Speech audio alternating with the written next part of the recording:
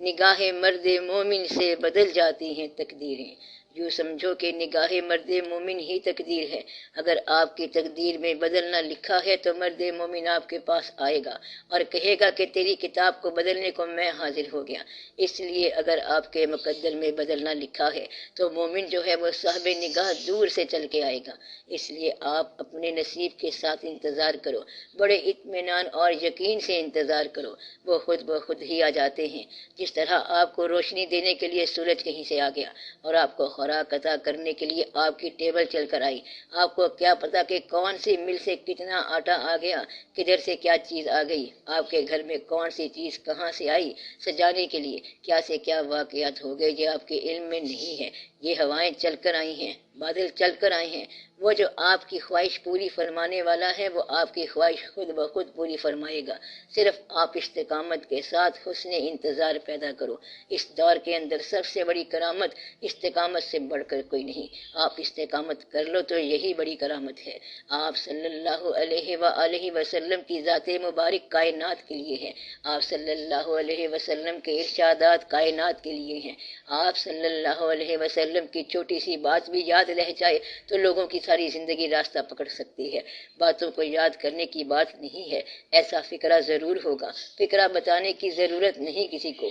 آپ کلام اللہ پڑھو، اس میں ایک آیت ہے فیہ ذکرکم، اس میں تمہارا ذکر ہے، اور یہ کہ تم میرا ذکر کرو میں تمہارا ذکر کرتا ہوں، تم آپ ہی کاری ہو۔ اگر آپ اسے پڑھو کہ یہ کلام چونکہ اللہ کریم کا ہے جو میرا معبود بھی ہے خالق بھی ہے اور میں اسی کی طرف رجوع کرتا ہوں، لازمی بات ہے کہ اسی کے اندر آپ کے لیے نصیحت کی کوئی بات ہوگی۔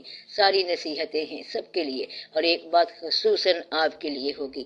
آپ اس کو توجہ سے پڑھ رہے ہوں تو صرف ایک آیت یا ایک فکرہ آپ کے لیے ہوگا اور باقی قرآن پاک سے آپ کو الگ نظر آنا شروع ہو جائے گا۔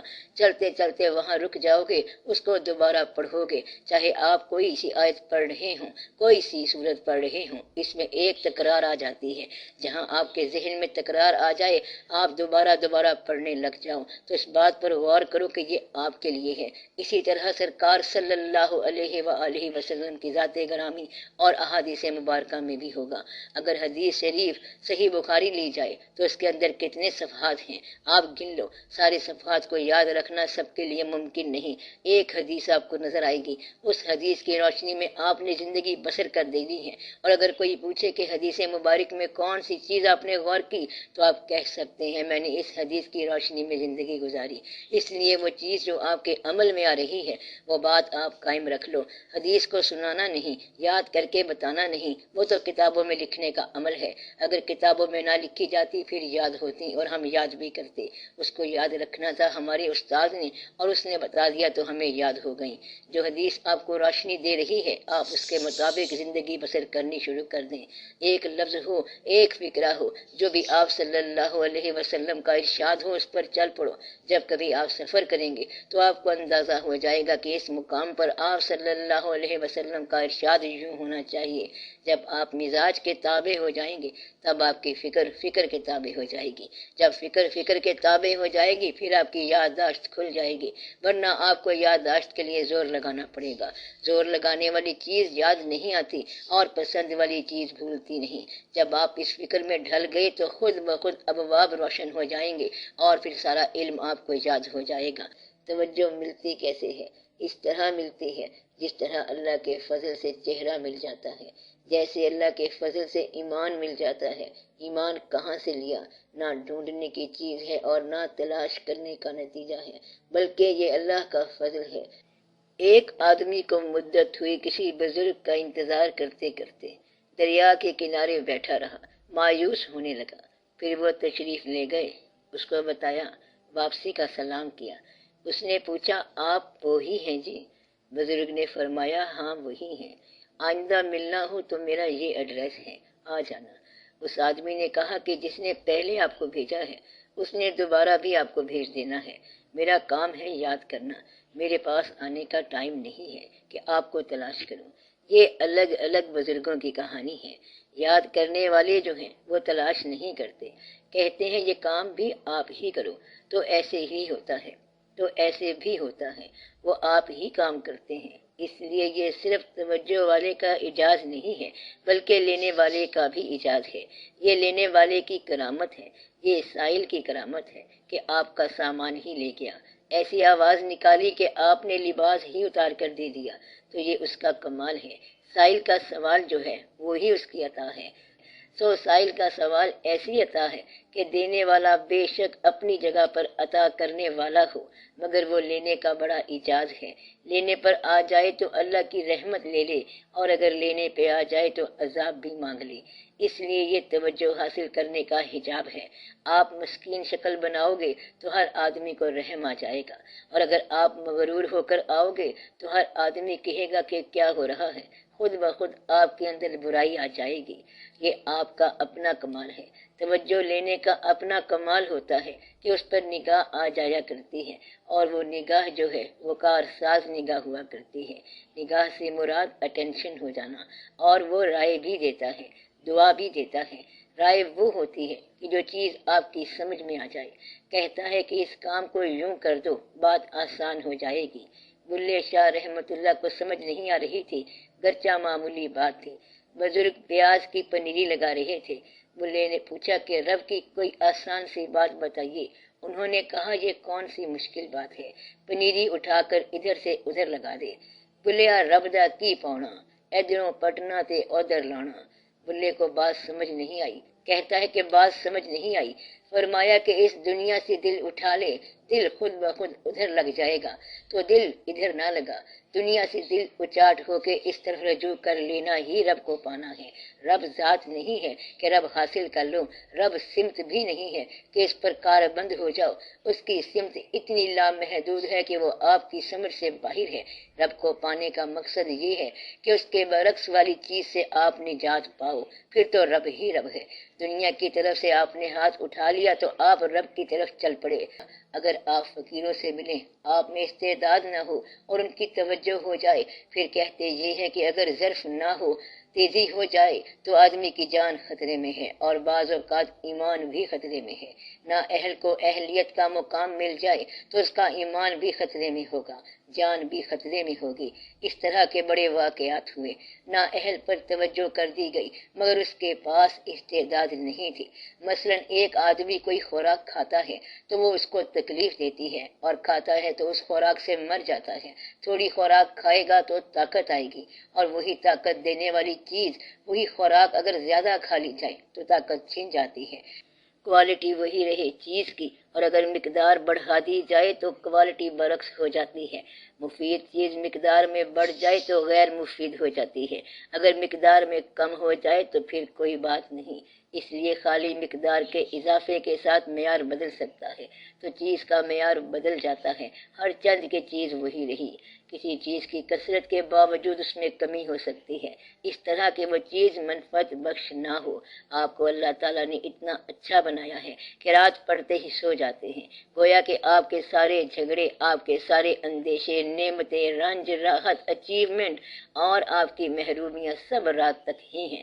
یہ اللہ تعالیٰ کی بڑی مہربانی ہے آپ پر کہ آپ کے اندر فراموش کرنے کی ایک صلاحیت رکھی گئی ہے۔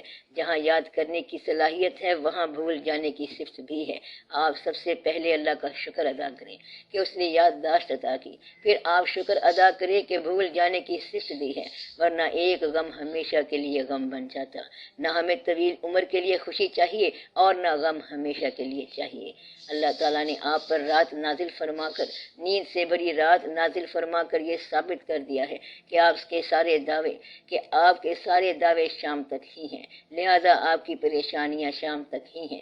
صبح اٹھیں گے تو نئی پریشانی ہوگی، نئی خوشی ہوگی۔ اس لیے آپ پر اللہ تعالیٰ کا بڑا احسان ہے۔ اللہ تعالیٰ سے یہ مانگا کریں، کوئی خیال مستقل نہیں ہے، اللہ تعالیٰ کی مہربانی ہے کہ وہ آپ کو اپنا خیال دے دے، ایسا خیال جو اتنے بڑے واقعات کے بعد، نیند کے بعد بھی جاری رہے۔ نیند کے کئی فائدے ہیں، نیند کے بارے میں بہت ساری باتیں پہلے بھی آپ کو بتائی تھی۔ برے آدمی کے لیے نیند بڑی اچھی چیز ہے، مثلا یہ کہ انسان برائی سے بچ جائے گا۔ نیک آدمی کے لیے نیند اچھی چیز نہیں ہے کہ نیکی سے محروم ہو جاتا ہے۔ نیند جو ہے راحت ہے ہر آدمی کے لیے۔ آپ کے اعمال کو نیند آ کر روک دیتی ہے۔ آپ جائزہ بھی لے سکتے ہیں اور اندازہ بھی کر سکتے ہیں کہ میں نے کیا کیا، کیا کھویا۔ اس میں موت کی تصویر بھی نظر آ سکتی ہے۔ کوئی ایسا انسان نہیں جو ہمیشہ جاگتا ہی جائے، یہ اللہ نے بڑا خاص احسان کیا ہے، ورنہ انسان مر جاتا۔ تو اس لیے آپ یہ سمجھ لو کہ اگر مقدار بڑھ جائے تو معیار کی تاثیر گھٹ جاتی ہے۔ توجہ اگر زیادہ ہو جائے اور آدمی کا ظرف کم ہو تو وہ برتن پھٹ سکتا ہے، تھوڑی توجہ سے اس کو فائدہ ہو سکتا ہے، اور اگر ظرف نہ ہو تو عطا انسان کو مغرور بنا دیتی ہے۔ آپ نے دیکھا ہے کبھی نیچ آدمی کو کہ کم ظرف انسان کو جو بھی مرتبہ ملتا ہے اسے مغرور بنا دیتا ہے، زیادہ ظرف والا آدمی جو ہے وہ مرتبے میں ہمبل ہو جاتا ہے۔ پھلدار درخت ہمبل ہو جاتے ہیں، اور جو اپنے قد سے بڑھ جانے والے درخت ہیں ہمیشہ بے ثمر ہی رہتے ہیں۔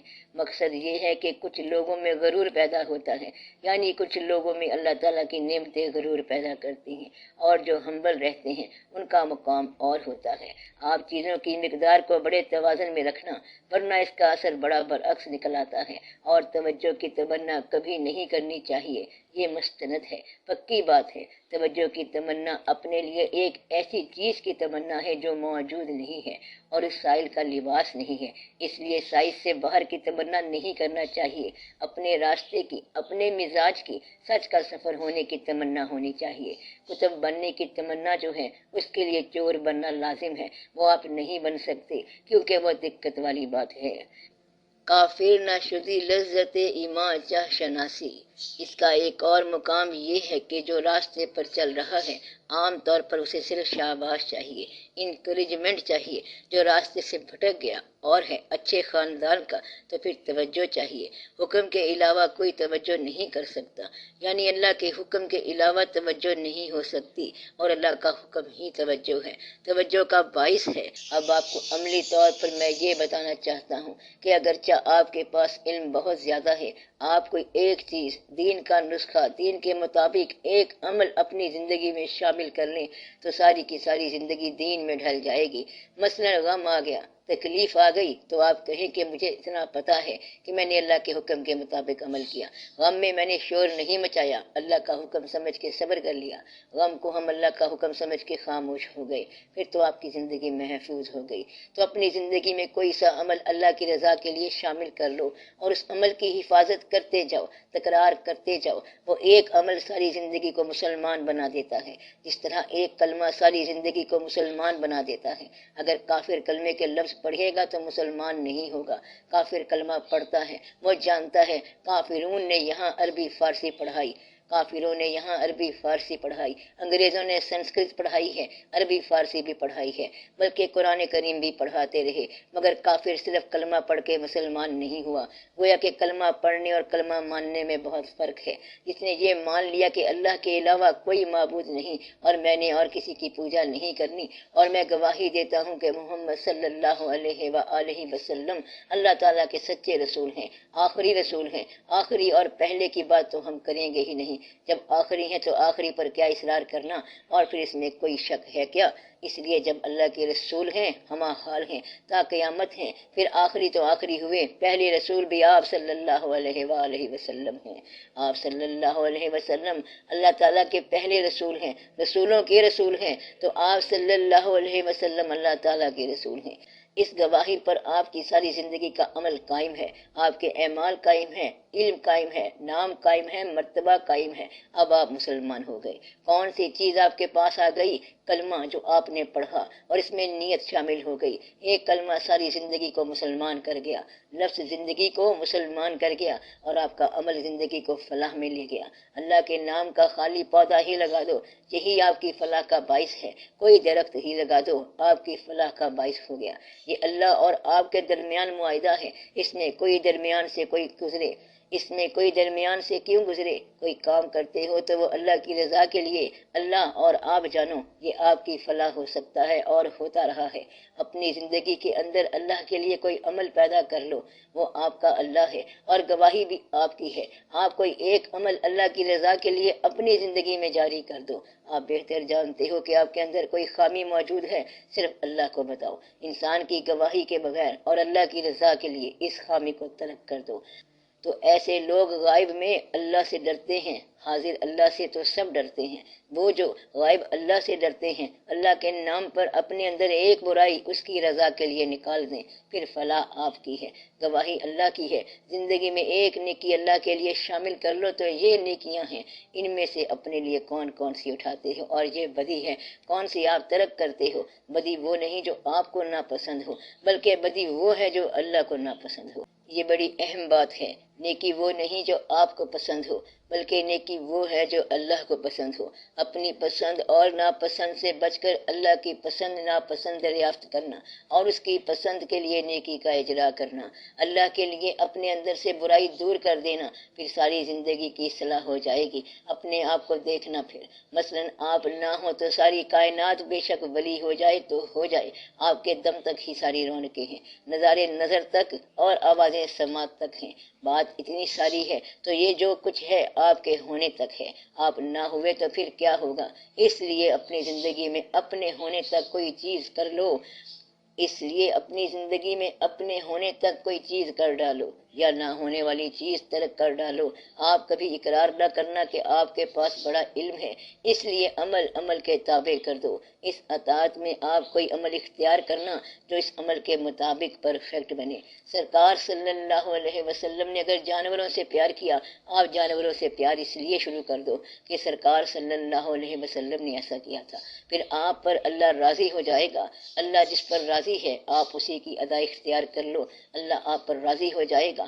آپ اس لیے سوال حیات سیرت پاک پڑھو، اس میں سے کوئی ایسا عمل جو آسانی سے آپ اختیار کر سکو، ان کی رضا کے لیے اختیار کر لو کہ آپ صلی اللہ علیہ وسلم کی زندگی کس طرح تھی، آپ صلی اللہ علیہ وسلم کتنے شفیق ہیں، کتنے رحم دل ہیں، وعدہ کیسے وفا کرتے ہیں، لین دین کس طرح کرتے ہیں، کافروں سے کس طرح ہر طرح کی باتیں کرتے ہیں۔ تو ایسا کوئی عمل آپ اختیار کر لو، پھر عمل کے تابع ہو گیا، سارا نہیں تو کچھ حصہ، پھر آپ بچ گئے، فلاح پا گئے۔ جو چیز آپ صلی اللہ علیہ وسلم کو ناپسند ہے اور تمہاری زندگی میں موجود ہے اسے نکال دو، اتنا کام کر لو۔ سرکار صلی اللہ علیہ وسلم کی زندگی کے مطابق آپ صلی اللہ علیہ وسلم کے عمل کی دنیا میں سے کوئی ایک عمل لے کر اپنے عمل کی دنیا میں اسے داخل کر لو، پھر آپ کی زندگی فلاح پا گئی۔ جو آپ صلی اللہ علیہ وسلم کو ناپسند ہے وہ اپنی زندگی سے نکال دو، آپ کی زندگی فلاح پا گئی۔ کسی گواہی کی ضرورت نہیں ہے، اتنا تو آپ کو علم ہے کہ سرکار صلی اللہ علیہ وسلم کی ذات گرامی نے قرآن مجید کے مطابق زندگی پیش کی ہے۔